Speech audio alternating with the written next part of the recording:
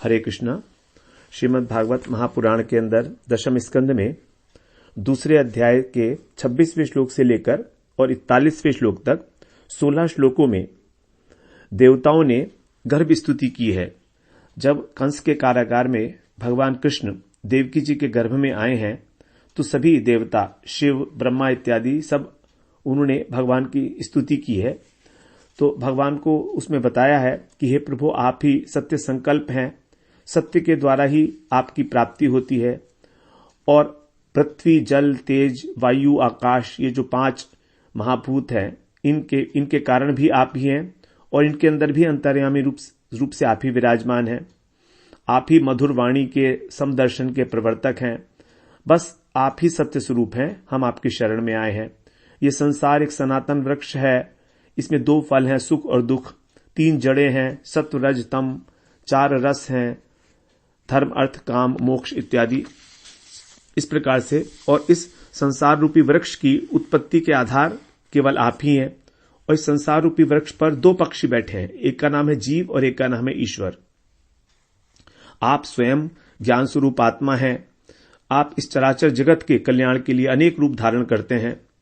संत पुरुषों को तो बड़ा सुख मिलता है, लेकिन आप दुष्टों को उनकी दुष्टता का दंड देते हैं।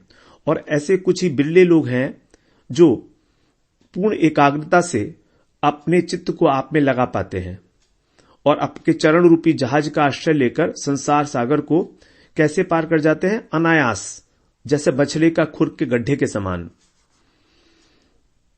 और जो लोग जो है आपके चरण कमलों की शरण नहीं लेते, आपके प्रति भक्ति भाव से रहित हैं, उनकी बुद्धि अशुद्ध है, तो स्वयं ही झूठ मूठ का दावा करते हैं कि वो मुक्त हो गए हैं।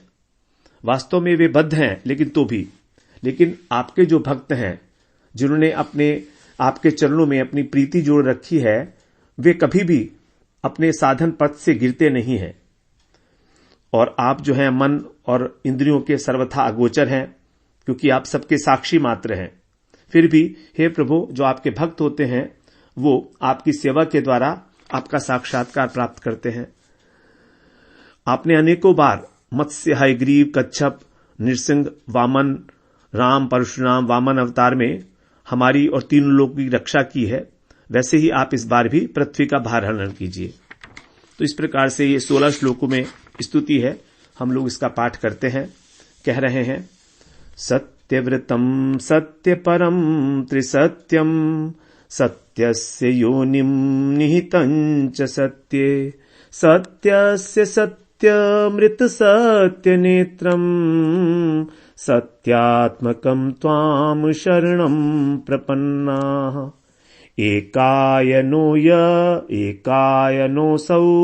द्विफलस्त्रिमूलश्चतुरसः पञ्चविधः षडात्मा सप्तत्वगष्टविटपो नवाक्षो दशच्छदी द्विखगो यादिवृक्षः त्वमेक एवास्य सन्तः प्रसूतिस्त्वं सन्निधानं त्वमनुग्रहश्च त्वन्मायया संवृतचेतसस्त्वां पश्यन्ति नानान् विपश्चितो ये विभर्षिरूपाण्यवबोधवात्मा क्षेमाय लोकस्य चराचरस्य सत्वोपपन्नानि सुखावहानि सतां भद्राणि मुहुखलानां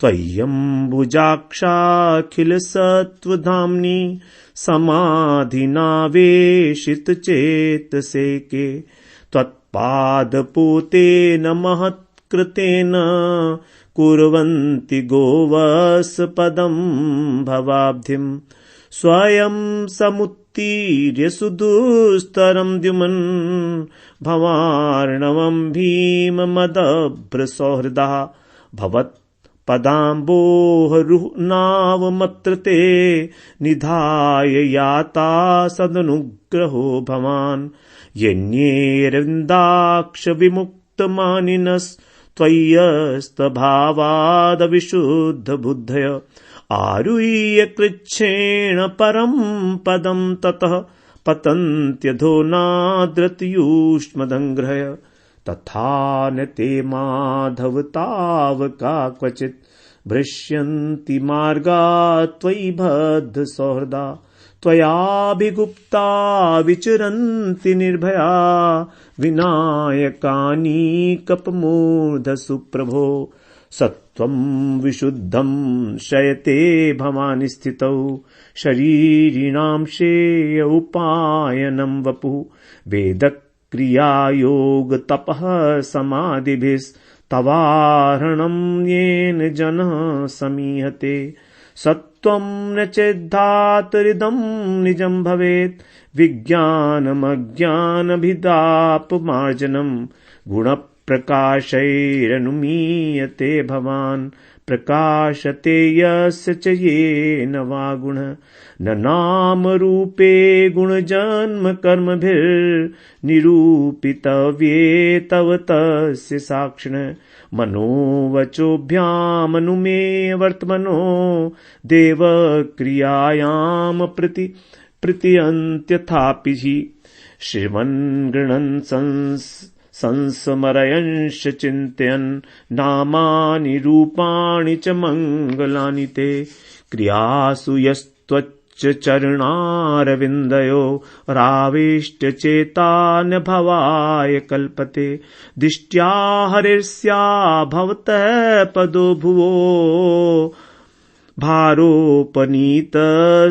जन्मनेशितुः दिष्ट्याङ्कितां त्वत्पदकैः सुशोभनैर्दृक्ष्यां गाम्द्यां च तवानुकम्पितां न ते भवस्येष भवस्य कारणं विना विनोदं बत तर्कयामहे भवो निरोध स्थिरप्यविद्यया कृता यतस्त्वय्यभयाश्रयात्मनि मत्स्याश्वकच्छप नृसिंहवराहहंस राजन्यवेप्र विबुधेषु कृतावतारः त्वं पासि नस्त्रिभुवनं च यथाधुनेश भारं भुवोहर्यदुत्तमवन्दनं ते दिष्ट्याम्ब ते क्षिगतः परः पुमान् अंशेन साक्षात् भवान् भवाय न मा भूद भयं भोजपतिर्मुमूर्षोर्गोप्ता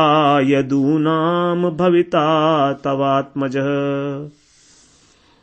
यदक्षरपदभ्रष्टं मात्राहीनं च यद्भवेत् तत्सर्वं क्षम्यतां देवी तत्सर्वं क्षम्यतां देव प्रसीद परमेश्वर हरये नमः।